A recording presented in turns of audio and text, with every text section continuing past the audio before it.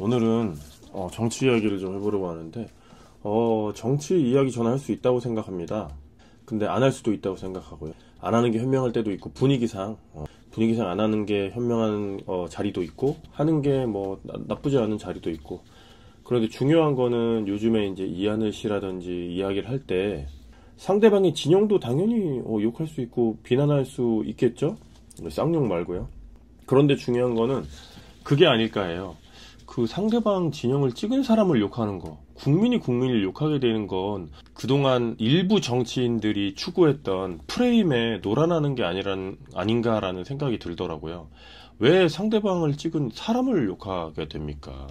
저는 정치는 좌나 우나 비슷하다고 생각을 하거든요. 비슷하게 나쁘다, 비슷하게 좋다 이런 것도 아니고요.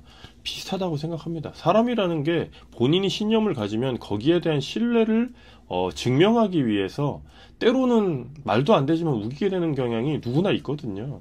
근데 그런 어떤 진영 논리를 서로 다퉈 나가고 때로는 핀트가 어긋나가지고 이미 본인이 틀린 게 증명됐음에도 불구하고 그걸 맞게 하기 위해서 주변을 환경을 변화시켜가고 이런 부분도 있잖아요. 그런 측면에서는 정말 저는 어떠한 사람, 훌륭한 사람이 중요한 것이지 좌에 있다고 해서 이렇고 우에 있다고 그런 거는 좀 아니라고 생각을 하거든요. 당연히 지난 역사가 말해주는 우의 특성이고 좌의 특성이 있겠지만요. 근데 현대로 넘어오면서는 그 경계가 당연히 흔적들은 남아있지만 어쨌든 중요한 건 이런 걸 말하려는 게 아니라 왜 자꾸 서로 그걸 이야기하는 국민을 욕하냐 이 말이죠. 네가 찍어가지고 나라가 망했다고 하는데 그렇지 않습니다.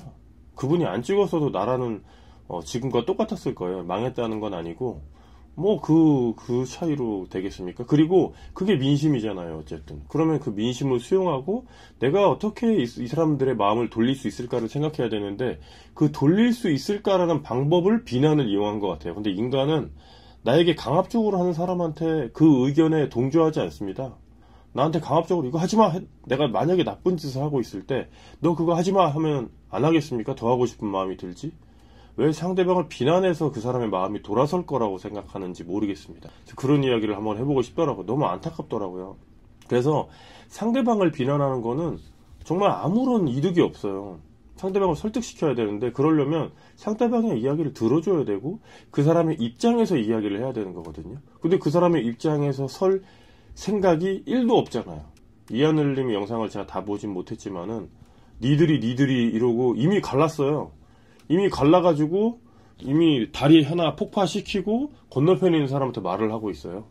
똑같은 사람이거든요. 좌를 찍었다고 해서 우를 찍었다고 해서 뭐 그렇게 특별한 다른 게 아니거든요. 똑같거든요.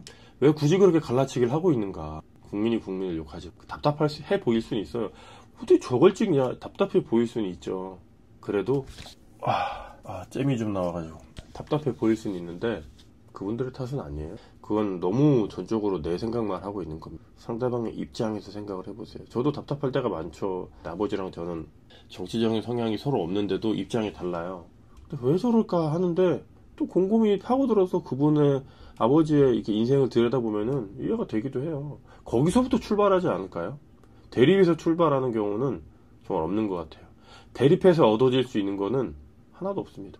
역사적으로 보십시오. 대립해서 얻어지는 게 있었나? 대립해서 얻어지는 거라고는 무고한 서민들의 희생밖에 없습니다. 여러분, 좌여도 좋습니다. 우여도 좋습니다. 우여도 좋습니다. 좌여도 좋습니다. 국민들 서로가 서로를 헐뜯고 비난하고 욕하는 상황이 만들어지지 않았으면 좋겠습니다.